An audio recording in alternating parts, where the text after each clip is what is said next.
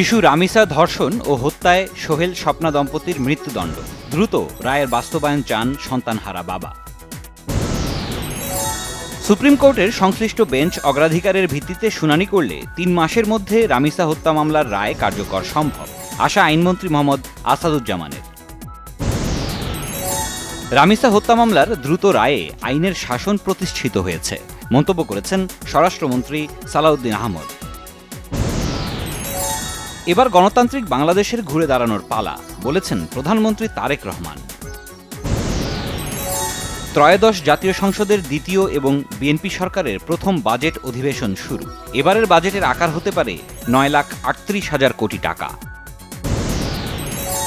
সংসদ অধিবেশনে প্রশ্নোত্তর পর্বে দেশজুড়ে লোডশেডিং ও গ্যাসের সংকট নিয়ে সংসদ সদস্যদের হাহাকার, মন্ত্রীর সমাধানের আশ্বাস। সরকারের ১০০ দিনে কিছু আশা, কিছু উদ্বেগ টিআইবি। ঋণখেলাপি, ফৌজদারি অপরাধে অভিযুক্ত সহ বিতর্কিতদের মন্ত্রিত্ব দেয়ার সমালোচনা। দেশের বিভিন্ন সীমান্তে আজও বিএসএফের পুশিনের চেষ্টা, রুখে দিচ্ছে বিজিবি, আনসার সহ সাধারণ জনগণ। তালিকা থেকে বাদ ৬,০০০-এর বেশি অমুক্তিযোদ্ধা, জানিয়েছেন মুক্তিযুদ্ধ বিষয়ক প্রতিমন্ত্রী। স্বাধীনতা বিরোধী আর ফ্যাসিবাদীদের ষড়যন্ত্রের অভিযোগ মন্ত্রীর।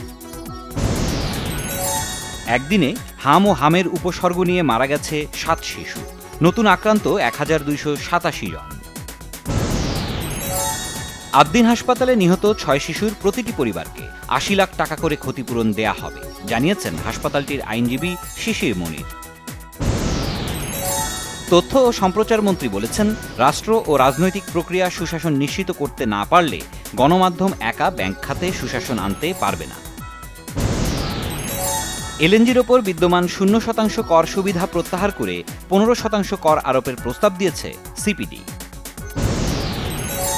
ঈদুল আজহায় ৩৯৪টি সড়ক দুর্ঘটনায় ৪০২ জন নিহত এবং ১,২৯৪ জন আহত হয়েছেন, যাত্রী কল্যাণ সমিতির তথ্য। নাটোরের বড়াই গ্রামে মসজিদের মাইকে ঘোষণা দিয়ে ২ গ্রামবাসীর দফায় দফায় ধাওয়া, পাল্টা ধাওয়া ও সংঘর্ষ, আহত অন্তত ১০ জন। শান্তি চুক্তি ছাড়া ইরানের গতি নেই, বলছেন মার্কিন প্রেসিডেন্ট ট্রাম্প। নিষেধাজ্ঞায় জব্দ $২৪ বিলিয়ন ফেরত চায় তেহরান। ফিলিস্তিনের গাজায় তাঁবুতে একটি বিয়ের অনুষ্ঠানে ইসরায়েলের বোমা হামলায় ৬ জন নিহত। বিসিবির নির্বাচনে সর্বোচ্চ ভোট পেয়ে নতুন সভাপতি হলেন তামিম ইকবাল, সহসভাপতি ফাহিম সিনহা। বাংলাদেশের সঙ্গে ৩ ম্যাচ ওয়ানডে সিরিজ সামনে রেখে মিরপুরে অনুশীলন করেছে অস্ট্রেলিয়া ক্রিকেট দল। সুরকার ও সঙ্গীত শিল্পী লাকি আখান্দের জন্মদিনে তার বিখ্যাত গান এই নীল মণিহার নতুনভাবে পরিবেশন করেছে ব্যান্ড গ্রুপ দলছুট।